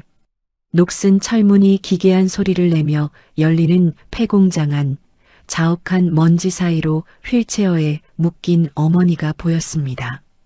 어머니의 입에는 하얀 천이 물려 있었고 가녀린 손목은 밧줄로 칭칭 감겨 있었습니다. 엄마, 엄마. 서리가 달려가려 하자 어둠 속에서 태준이 쇠파이프를 끌며 나타났습니다. 어디로 와? 거기 딱 서. 태준의 눈은 이미 제정신이 아니었습니다. 땀범벅이 된 얼굴로 쇠파이프를 휘두르며 가은을 위협했습니다. 네가 가진 장부, 사진 다 내놔. 그리고 우리 회사 다시 돌려준다고 약속해. 안 그러면 이 노인네 당장 죽여버릴 거야. 태준 씨, 제발 정신 차려. 당신 지금 살인까지 저지르겠다는 거야? 그때 2층 난간에서 명자가 라이터를 켜며 광기 어린 웃음을 터뜨렸습니다. 호호, 다 같이 죽자. 이 집구석 망했는데 나 혼자 갈 것 같아? 다 같이 지옥불로 가는 거야. 명자가 바닥에 뿌려진 기름 위로 라이터를 던지자 순식간에 불길이 솟구치며 공장을 집어삼키기 시작했습니다. 검은 연기가 가득 찬 공장 안에서 가은은 어머니에게 필사적으로 달려갔습니다. 엄마, 조금만 참아. 내가 구해줄게. 가은이 밧줄을 풀려는데 뒤에서 태준이 쇠파이프로 가은의 머리를 가격했습니다. 흑! 가은이 비명을 지르며 바닥으로 고꾸라졌습니다. 머리에서 피가 흘러 시야를 가렸지만 가은은 정신을 놓지 않았습니다.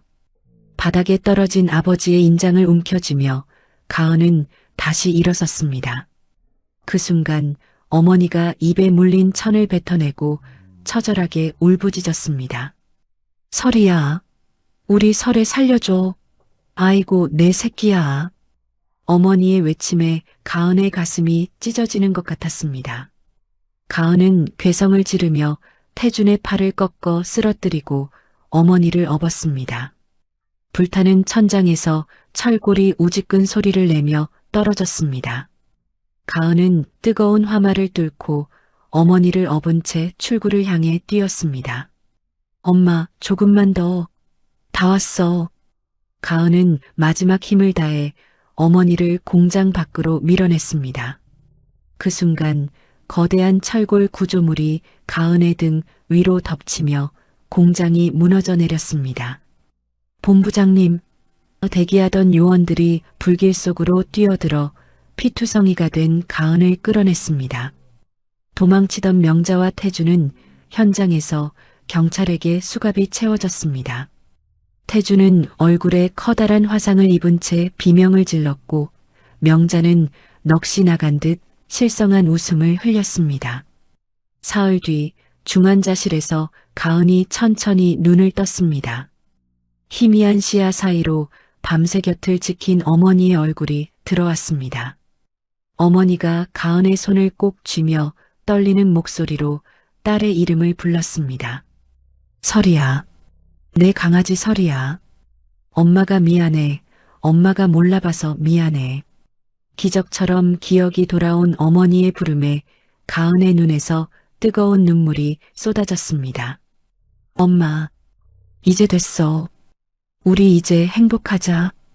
두 사람은 서로의 손을 놓지 않고 한참을 울었습니다.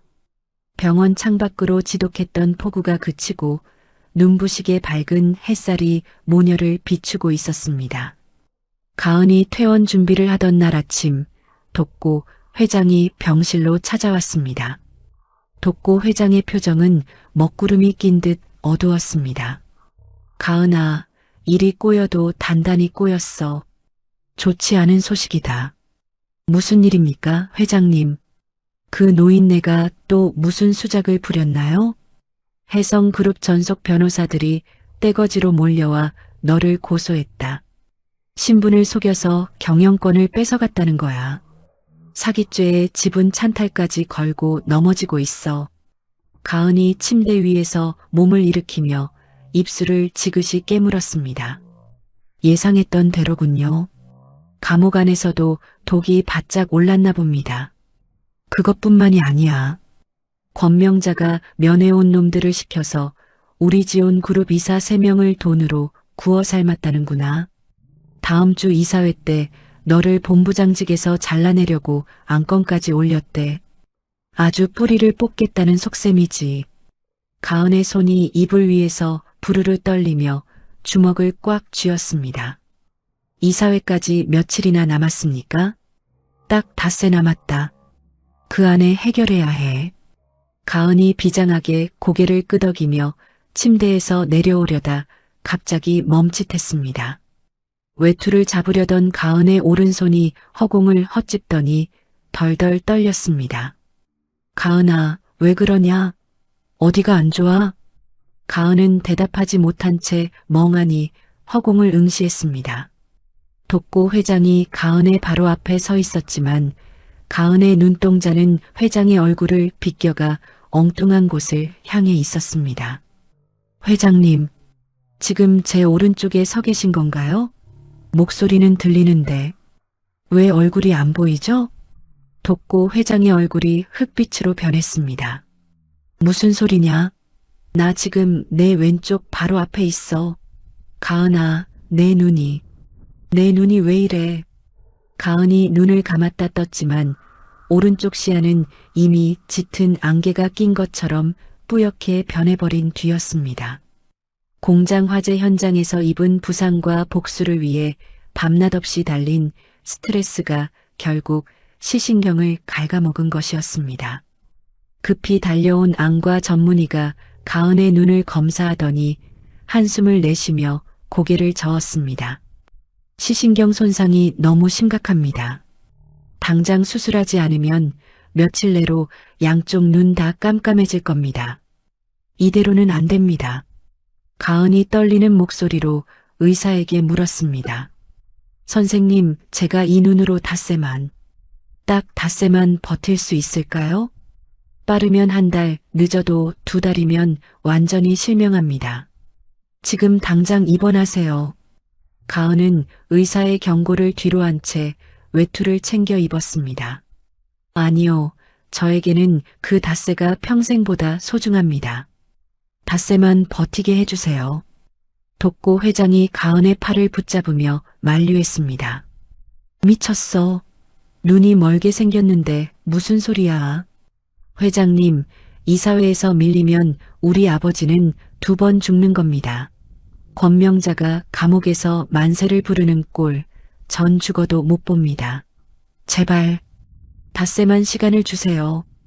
가은의 한쪽 눈은 이미 흐릿했지만 그 안에서 타오르는 복수의 불꽃은 그 어느 때보다 뜨겁게 이글거리고 있었습니다. 그 시각 또 다른 악귀가 서리의 어머니를 노리고 있었습니다. 태준에게 버림받고 미쳐버린 유라가 보석으로 풀려나 보호시설 주변을 뱀처럼 배회하고 있었습니다. 유라는 자기 인생이 망가진 게 다 가은 때문이라고 믿으며 이를 갈았습니다. 은설이, 네가 소중하게 생각하는 것들 내가 싹 다 불태워버릴 거야. 이사회를 사흘 앞둔 날 가은은 지온 그룹 본사 회의실 단상에 섰습니다. 가은의 오른쪽 눈은 이미 깜깜했고 왼쪽 눈마저 안개가 낀 것처럼 침침했습니다. 프레젠테이션 화면의 숫자들이 지렁이처럼 꿈틀대며 번져 보였지만 가은은 어젯밤 피눈물을 흘리며 외운 수치들을 하나하나 끄집어냈습니다. 지온그룹과 해성그룹이 하나가 되면 5년 안에 매출이 30% 넘게 뛸 겁니다. 우리 기술력과 해성의 물류망이 합쳐지면 아무도 우릴 건드리지 못합니다. 가은의 카리스마 넘치는 브리핑에 임원들은 넋을 잃고 고개를 끄덕였습니다. 명자에게 매수당한 이사들조차 가은의 서슬 퍼런 기세에 눌려 입도 뻥긋하지 못했습니다. 회의실을 나오던 가은의 발걸음이 휘청거렸습니다. 눈앞이 갑자기 캄캄해지더니 온 세상이 빙글빙글 돌았습니다. 아! 가은이 벽을 짚으며 바닥으로 주저앉자 비서가 비명을 지르며 달려왔습니다. 본부장님 괜찮으세요? 어머, 어떡해. 괜찮아. 잠깐 어지러워서 그래. 걱정하지 마. 가은은 벽을 짚고 간신히 일어섰지만 이제 왼쪽 눈마저 점점 어둠 속으로 잠기고 있다는 것을 본능적으로 느꼈습니다. 그날 밤 가은이 어머니와 잠든 시설에 매캐한 가스 냄새가 진동하기 시작했습니다. 가은이 번쩍 눈을 떴지만 보이는 것은 오직 짙은 어둠뿐이었습니다. 엄마, 일어나. 가스 냄새가 나. 가은은 더듬더듬 벽을 짚으며 어머니 방으로 달려가 어머니를 부축했습니다. 현관문을 발로 차서 열어젖히고 어머니를 밖으로 밀어내려던 찰나 어둠 속에서 누군가 가은의 머리카락을 잡아챘습니다. 이 나쁜 년, 네가 내 인생 망쳐놓고 너만 잘 살 것 같아? 같이 죽자. 응, 같이 죽어. 가은은 눈이 보이지 않았지만 그 찢어지는 듯한 목소리를 똑똑히 기억했습니다. 바로 유라였습니다. 신유라, 너까지 왜 이래? 가은은 보이지 않는 시야 속에서도 오로지 소리에 의지에 유라의 손목을 낚아채 꺾어버렸습니다. 아, 내 팔. 유라가 비명을 지르며 바닥에 나뒹굴었고 보안 요원들이 들이닥쳐 유라를 제압했습니다. 가은은 현관 기둥을 붙잡고 스르르 주저앉았습니다. 이제 그녀의 눈앞에는 한 줄기 빛도 남지 않은 완벽한 어둠만이 찾아왔습니다. 응급실로 실려간 가은에게 의사는 절망적인 진단을 내렸습니다. 양쪽 시신경이 다 끊기기 일보 직전입니다. 지금 당장 수술대에 오르지 않으면 영영 못 봅니다. 독고 회장이 병실로 달려와 가은의 손을 잡았습니다. 가은아, 이제 그만해라. 이 사회는 내가 어떻게든 막아볼 테니 수술부터 받자. 응? 가은은 보이지 않는 눈으로 허공을 향해 나직하게 말했습니다. 회장님, 제 책상 비밀 금고에 명자한테 매수당한 이사들 비리 자료가 있어요. 비밀번호는 우리 아빠 기일이에요. 그것만 있으면 그놈들 다 쫓아낼 수 있어요. 독고 회장은 가은의 손을 꽉 쥐며 눈물을 삼켰습니다. 알았다. 내가 다 처리할게. 넌 수술만 잘 받아라. 그 시각 교도소에서 가은이 눈이 멀었다는 소식을 들은 명자는 만세를 부르며 미친 듯이 웃어댔습니다. 하하, 하늘이 돕는구나. 눈먼 년이 무슨 수로 날 막아? 야, 당장 지분 넘기는 서류 만들어. 내 도장 찍어서 그년한테 사인 받아와. 이틀 뒤 가은의 병실에 변호사를 사칭한 남자가 찾아와 서류를 내밀었습니다. 본부장님, 지온그룹에서 보낸 긴급 서류입니다. 여기 사인 좀 하시죠. 가은은 눈이 보이지 않았지만 모든 감각을 곤두세웠습니다. 남자의 구두 소리, 거친 숨소리, 그리고 지독하게 풍기는 싸구려, 향수 냄새. 지온그룹 직원들은 이런 향수를 쓰지 않는다는 걸 서리는 잘 알고 있었습니다. 가은은 속으로 비웃으며 말했습니다. 아, 그래요? 여기 두고 가세요. 제가 읽어보고, 아니, 확인해보고 사인할게요. 남자가 나가자마자 가은은 독고 회장에게 연락했습니다. 회장님, 명자가 사람을 보냈어요. 그놈 뒤를 밟으세요.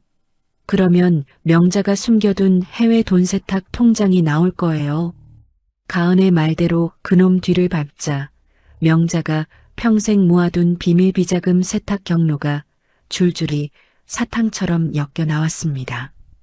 독고 회장은 전 세계 경찰과 손잡고 명자의 해외 돈줄을 싹 다 묶어버렸습니다.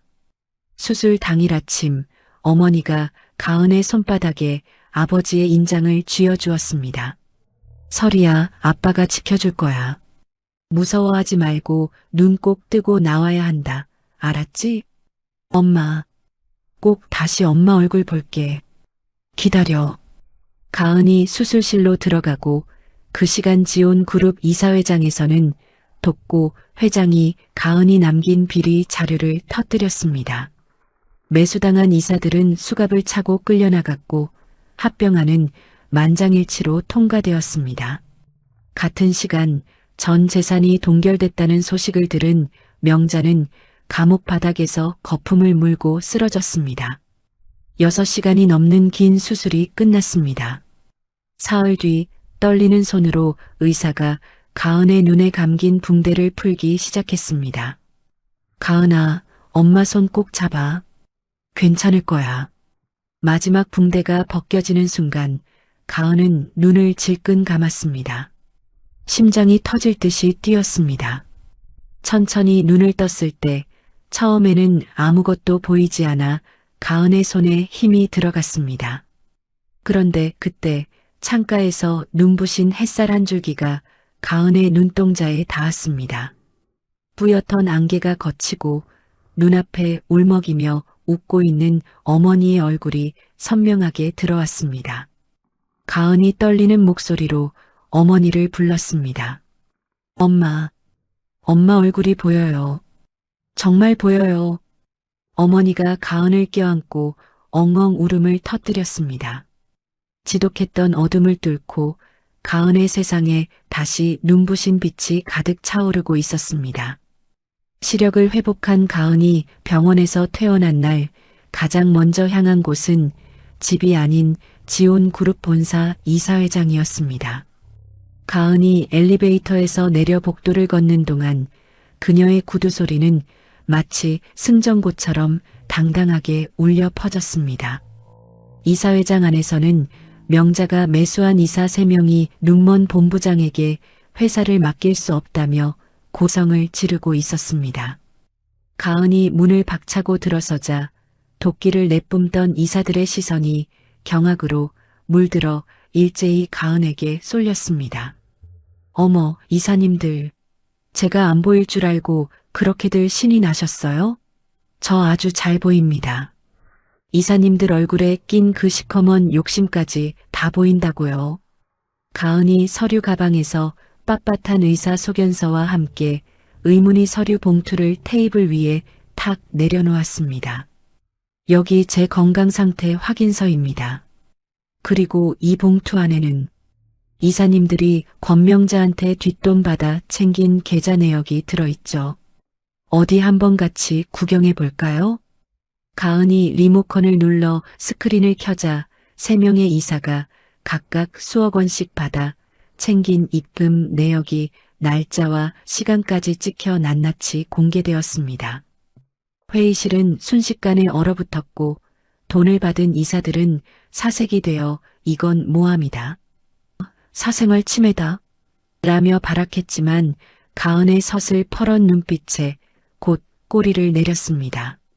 매수된 이사 3명은 현장에서 만장일치로 해임되었고 가은은 이들의 비리 증거를 곧장 검찰로 넘겨 명자의 마지막 손발을 잘라버렸습니다. 일주일 뒤 법원은 명자에게 무기징역을 선고하며 그녀의 화려했던 악행에 종지부를 찍었습니다. 명자는 판결이 내려지는 순간에도 내가 누군데 감히 나를 가둬. 나 노우란 말이야. 라며 미친 듯이 소리를 질렀습니다. 방청석에 앉아있던 서리는 발버둥 치는 명자를 향해 나직하게, 하지만 뼛속까지 시리게 한마디를 던졌습니다. 권명자 여사님, 당신이 만든 감옥에서 평생 썩으세요. 이제 당신을 찾아올 사람은 아무도 없을 테니까. 같은 날 구치소에서 모든 재산이 몰수되었다는 통보를 받은 태주는 면회실 바닥에 머리를 박으며 절규했습니다. 다 뺏겼다고? 한 푼도 안 남았다고? 내가 어떻게 쌓아 올린 건데. 은설이, 이 나쁜 년. 하지만 태준이 울부짖든 말든 혜성그룹이라는 거대한 악의 성벽은 이미 가은의 손에 의해 무너져 내리고 있었습니다. 가은은 혜성그룹 본사 회장실로 올라가 벽면을 가득 채우고 있던 명자의 대형 초상화를 거칠게 떼어내게 했습니다. 이런 추잡한 그림은 당장 치워버려요. 이 방에 냄새가 배서 못 쓰겠네. 초상화가 사라진 빈벽에는 가은의 아버지 은종석이 공장 노동자들과 활짝 웃고 있는 낡은 사진 한 장이 걸렸습니다. 가은은 사진 속 아버지의 얼굴을 어루만지며 눈물을 삼켰습니다. 아빠, 이제야 아빠가 계셔야 할 자리로 돌아왔네요. 너무 늦어서 미안해요. 가은은 혜성그룹을 해체하여 전문 경영인 체제로 전환하고 재벌의 횡포를 막기 위한 은성재단을 출범시켰습니다. 가장 먼저 한 일은 명자와 태준 때문에 억울하게 직장을 잃고 공장을 뺏겼던 피해자들을 일일이 찾아가 무릎 꿇고 사죄하는 것이었습니다. 제가 죄송합니다. 늦었지만 이제라도 아버지가 못다한 책임을 제가 다 지겠습니다. 제발 용서해 주세요. 서리의 진심 어린 눈물의 피해자들은 그녀의 손을 맞잡으며 종석이 딸이 기적을 일궈냈다며 함께 울었습니다. 한편 교도소 안의 명자는 벽을 보고 허공에 대고 밥상을 차리라며 호통을 치는 치매 노인으로 변해갔습니다. 서리야, 인연이 어디 갔어? 국이 식었잖아. 당장 밥상 안 들고 와. 명자가 그토록 구박했던 며느리의 이름을 부르며 벽을 긁는 비참한 소리가 차가운 감옥 안을 메웠습니다. 출소 후 갈 곳이 없어 서울 변두리를 떠돌던 태주는 서리가 세운 무료 급식소 앞에서 우연히 그녀와 마주쳤습니다. 서리야. 태준이 갈라진 목소리로 그녀를 불렀지만 서리는 화상 자국으로 일그러진 태준을 마치 길가의 돌멩이 보듯 무표정하게 지나쳤습니다. 태준은 멀어지는 서리의 당당한 뒷모습을 보며 자신이 버린 것이 단순히 못생긴 아내가 아니라 자신의 영혼이었음을 깨닫고 통곡했습니다. 서리는 혜성 대저택을 허물고 그 자리에 시민들이 마음껏 쉴 수 있는 누구에게나 열린 공원을 조성했습니다. 자신이 쫓겨났던 그 잔인한 대문을 뜯어낸 자리에는 예쁜 꽃들이 피어났고 아이들의 웃음소리가 가득 찼습니다. 서리는 아버지의 인장을 박물관에 기증하며 정직한 기업가의 명예를 되찾아 주었습니다. 모든 복수가 끝난 날 서리는 법원을 찾아가 은가은이라는 화려한 가면을 벗고 은설이라는 본명을 되찾았습니다. 이제야 제 진짜 이름을 부를 수 있게 됐네요. 전 이제 은설이로 살 겁니다. 서리가 어머니와 함께 아버지의 묘소 앞에 섰을 때 지독했던 빗줄기는 온데간데 없고 눈부신 햇살만이 묘비를 비추고 있었습니다. 어머니가 차려준 따뜻한 된장찌개 한 그릇을 비우며 서리는 태어나 처음으로 배부른 평화와 행복을 느꼈습니다. 서리는 창밖의 맑은 하늘을 보며 아버지에게 속삭였습니다. 아빠, 우리 이제 정말 행복해요. 보고 계시죠? 3년이 흘렀습니다. 제주도 서귀포의 한적한 해안 마을에 작은 카페가 문을 열었습니다. 카페 간판에는 종석의 뜰이라는 이름이 투박한 나무판에 손글씨로 새겨져 있었습니다. 돌아가신 아버지의 이름과 어머니의 평안을 한데 담아 서리가 직접 지은 이름이었습니다. 서리는 매일 아침 5시면 어김없이 일어나 밀가루 반죽을 치대고 정성껏 빵을 구웠습니다. 고소한 빵 냄새가 카페 안을 포근하게 채우면 서리가 갓 구운 빵 바구니를 들고 카페 문을 활짝 열었습니다. 문 앞에는 이미 동네 어르신 서너 분이 나무 벤치에 앉아 두런두런 이야기를 나누며 서리를 기다리고 있었습니다. 아이고, 서리야. 오늘도 냄새가 아주 기가 막히는구나. 오늘은 무슨 빵이냐? 어르신들, 어서 오세요. 오늘은 몸에 좋은 호두를 듬뿍 넣은 호두빵이에요. 식기 전에 얼른들 드셔보세요. 서리가 빵을 한 조각씩 직접 입에 넣어드리며 환하게 웃었습니다. 빵을 한 입 크게 베어 문 어르신이 눈을 지그시 감으며 기분 좋게 말했습니다. 이 집 빵만 먹으면 아침부터 기운이 펄펄 나고 기분이 좋아진단 말이야. 참 신기해. 서리가 어르신의 빈 컵에 따뜻한 커피를 조심스레 따라드리며 고개를 숙였습니다. 사실 서리에게 이 시간은 가장 소중한 순간이었습니다. 시장통 바닥에서 남이 버린 김밥 꼬투리를 주워 먹으며 눈물을 삼키던 비참한 시절이 있었습니다. 누군가가 건네준 빵 한 조각에 목이 메어 엉엉 울었던 그날을 서리는 단 한순간도 잊지 않았습니다. 그래서 매일 아침 정성껏 빵을 구워 이웃과 나누는 것이 서리가 세상에서 받은 은혜를 갚는 자신만의 기도이자 약속이었습니다. 서리는 지온그룹의 모든 경영권을 믿음직한 전문 경영인에게 맡기고 미련 없이 제주도로 내려왔습니다. 서울의 숨막히는 고층 빌딩 숲 대신 귤나무 향기 가득한 골목길을 매일 걸었고 차가운 회의실 대신 따뜻한 김이 모락모락 피어오르는 카페 주방에서 하루를 보냈습니다. 카페 한쪽 햇살이 제일 잘 드는 구석에는 어머니가 정성껏 가꾼 작은 화분들이 올망졸망 늘어서 있었습니다. 제비꽃, 봉선화, 수선화가 창가에 나란히 피어 손님들을 반겼습니다. 손님이 문을 열고 들어올 때마다 어머니가 환한 얼굴로 일어나 손을 흔들며 맞이했습니다. 어서 오세요. 구경들 하세요. 우리 예쁜 딸이 직접 만든 빵이에요. 세상에서 제일 맛있으니까 꼭 한번 드셔보세요. 어머니의 얼굴에는 세월의 흔적이 주름으로 남았지만 눈가에는 늘 아이 같은 웃음이 걸려 있었습니다. 어머니의 야윈 손목에는 여전히 아버지가 선물했던 그 낡고 해진 가죽 팔찌가 보물처럼 채워져 있었습니다.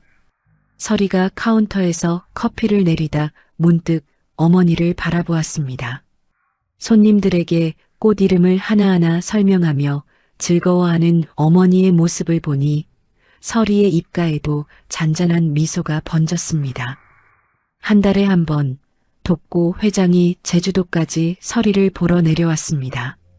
이제는 회장님이라는 직함보다 옆집 할아버지 같은 푸근한 모습이었습니다. 독고 회장은 각 잡힌 양복 대신 편안한 면바지에 벙거지 모자를 눌러쓰고 허허 웃으며 카페 문을 들어섰습니다. 서리가 직접 내린 진한 커피를 돕고 회장 앞에 살며시 놓았습니다. 회장님, 비행기 타고 오시느라 힘들진 않으셨어요? 건강은 좀 어떠시고요? 에잉, 회장은 무슨 놈의 회장. 나 이제 은퇴해서 그냥 노인네야. 설에 너도 이제 편하게 할아버지라고 불러라. 응? 서리가 그 말에 소리내어 웃으며 고개를 저었습니다. 아니요, 저한테 회장님은 영원히 제 생명의 은인이자 회장님이세요. 독고 회장이 커피를 한 모금 마시고 창밖에 푸른 제주 바다를 넋 놓고 바라보았습니다. 허허, 바다 참 좋다. 종석이가 살아있었으면 여기서 나랑 나란히 앉아 커피 마시면서 껄껄 웃었을 텐데 말이야. 서리가 잠시 찻잔을 내려다보며 생각에 잠겼습니다. 아버지가 정말 좋아하셨을 거예요. 이 따뜻한 카페도, 그리고 이렇게 환하게 웃으시는 우리 엄마 모습도요. 독고 회장이 서리의 어깨를 가볍게 토닥였습니다. 두 사람은 이제 골치 아픈 비즈니스 이야기 따위는 하지 않았습니다. 대신 오늘 날씨가 얼마나 좋은지, 올해 귤 수확은 어떨지, 어머니가 가꾸는 꽃이 얼마나 예쁘게 피었는지를 나누며 진정한 가족의 정을 나누었습니다. 서리는 자신의 파란만장한 이야기를 담은 자서전을 출판했습니다. 책 제목은 빗속에서 걸어나온 여자였습니다. 책은 나오자마자 베스트셀러가 되었고 출판사에서 거액의 인쇄를 보내왔지만 서리는 그 돈에 손도 대지 않고 전액을 외모 차별로 고통받는 이들을 위한 상담센터에 기부했습니다. 서리가 기부금 전달식에서 담담하게 말했습니다. 저는 단지 뚱뚱하고 촌스럽다는 이유로 인간 이하의 취급을 받으며 버려졌던 사람입니다. 그 상처가 뼈에 사무치도록 얼마나 아픈지 누구보다 잘 압니다. 제 작은 정성이 같은 아픔을 겪는 분들에게 다시 시작할 수 있는 용기가 되길 바랍니다. 단상 아래에서 박수갈채가 터져나왔고 서리는 조용히 고개를 숙여 인사한 뒤 화려한 조명을 뒤로하고 자신의 일터로 돌아왔습니다. 어느 날 오후 서리가 카페 문 앞에 서서 바다를 바라보고 있을 때 휴대전화가 울렸습니다. 설혜 씨, 고물상 할아버지가 비행기 처음 타본다고 새 옷까지 사입으시고 아주 난리가 나셨어요. 서리가 전화를 끊으며 입가에 미소를 띄웠습니다. 5년 전 폭우 속에서 쓰러진 서리를 리어카에 실어 목숨을 구해줬던 그 생명의 은인 할아버지였습니다. 서리가 백방으로 수소문한 끝에 할아버지를 찾아내 제주도로 초청한 것이었습니다. 다음 날 공항에서 할아버지가 낡은 보따리 하나를 꼭 쥐고 나타났습니다. 할아버지의 머리는 더 하얘졌고 등은 굽었지만 서리를 보자마자 눈을 크게 뜨셨습니다. 아이고, 이게 누구야? 그때 그 빗물 젖은 생쥐 같던 아가씨 맞아? 어쩜 이렇게 예뻐졌어? 서리가 달려가 할아버지의 거칠고 갈라진 손을 꽉 잡았습니다. 할아버지, 늦게 찾아뵈서 정말 죄송해요. 할아버지가 아니었으면 전 그날 밤 죽었을 거예요. 이 은혜 평생 갚으며 살게 해주세요. 서리는 카페 근처에 작고 아담한 집을 마련해드려 할아버지가 노후를 편안히 보낼 수 있게 도왔습니다. 할아버지는 매일 아침 카페에 들러 서리의 따뜻한 빵을 드시며 바다를 보는 낙으로 하루를 보냈습니다. 서리는 아버지가 물려준 만년필을 꺼내어 어머니에게 편지를 썼습니다. 모두가 잠든 고요한 저녁, 서리가 카운터에 앉아 편지지 위에 펜을 꾹꾹 눌러 썼습니다. 엄마에게. 엄마, 저 서리예요. 그동안 저 기다려주시느라 얼마나 힘드셨어요. 아빠 돌아가시고 저까지 사라져서 혼자 얼마나 무서우셨을지 생각하면 지금도 가슴이 미어지는 것 같아요. 이제 걱정 마세요. 제가 엄마 곁에서 평생 따뜻한 빵 구워드릴게요. 엄마가 웃는 얼굴을 매일 볼 수 있는 지금이 저한테는 세상에서 제일 큰 성공이고 행복이에요. 사랑해요, 엄마. 딸 설의 올림. 서리가 편지를 예쁘게 접어 어머니의 베개 밑에 몰래 넣어두었습니다. 다음 날 아침 편지를 읽은 어머니는 눈물이 범벅이 된 채 서리를 꼭 끌어안았습니다. 이 바보야, 맨날 얼굴 보는데 편지는 무슨. 아이고, 내 강아지 서리야. 비가 부슬부슬 내리는 어느 날 오후였습니다. 서리가 카페 테라스 의자에 앉아 가만히 빗소리를 들었습니다. 지붕을 토닥이는 빗소리가 마치 음악처럼 평화롭게 들렸습니다. 서리의 머릿속에 5년 전 그 비참했던 밤이 잠시 스쳐 지나갔습니다. 맨발로 차가운 아스팔트를 걷던 밤, 손톱이 빠지도록 닫힌 대문을 긁으며 울부짖던 그 밤. 하지만 이제 서리의 몸은 떨리지 않았습니다. 빗소리는 더 이상 공포가 아니라 대지를 적시는 생명의 소리였습니다. 서리가 눈을 감고 깊은 숨을 내쉬며 과거의 상처를 완전히 씻어냈습니다. 서리가 자리에서 일어나 카페 안작은 거울 앞에 섰습니다.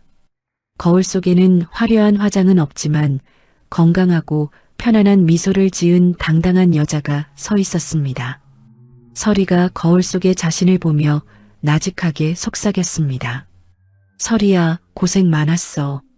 이제 정말 자유로워져도 돼.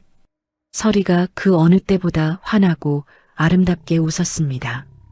비가 그치고 구름 사이로 눈부신 태양이 얼굴을 내밀었습니다. 서리가 카페 문을 열고 밖으로 나섰습니다. 어머니가 벤치에서 일어나 서리에게 손을 내밀었습니다. 서리야, 비 그쳤다. 바닷가 산책이나 갈까? 네, 엄마. 좋아요. 서리가 어머니의 따뜻한 손을 맞잡았습니다. 두 사람이 해안 산책로를 나란히 걸어갔습니다.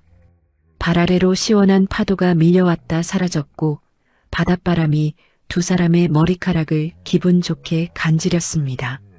서리가 멈춰서서 주머니 속 낡은 지갑을 꺼냈습니다.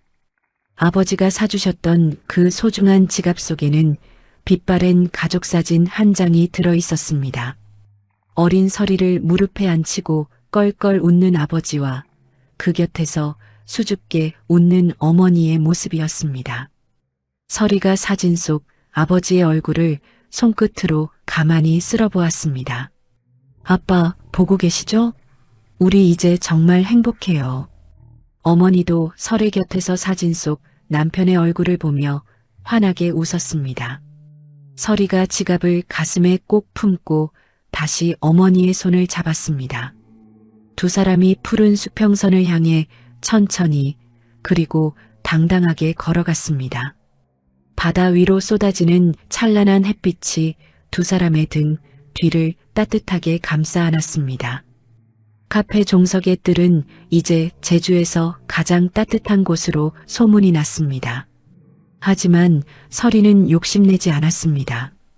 그저 매일 같은 시간에 빵을 굽고 같은 자리에서 커피를 내리며 어머니와 함께 바다를 바라보는 이 소박한 일상을 지켜나갔습니다. 수평선 너머로 해가 저물며 온 세상을 황금빛으로 물들이고 있었습니다. 서리는 뚱뚱하다는 이유로, 촌스럽다는 이유로 사람 취급을 받지 못했습니다. 남편에게 맞고, 시어머니에게 쫓겨나고, 폭우 속에 맨발로 버려졌습니다. 아버지의 장례식에도 가지 못했습니다. 그런데 서리는 거기서 무너지지 않았습니다. 이를 악물고 일어섰고, 인연을 갈고 닦아 완전히 다른 사람이 되어 돌아왔습니다.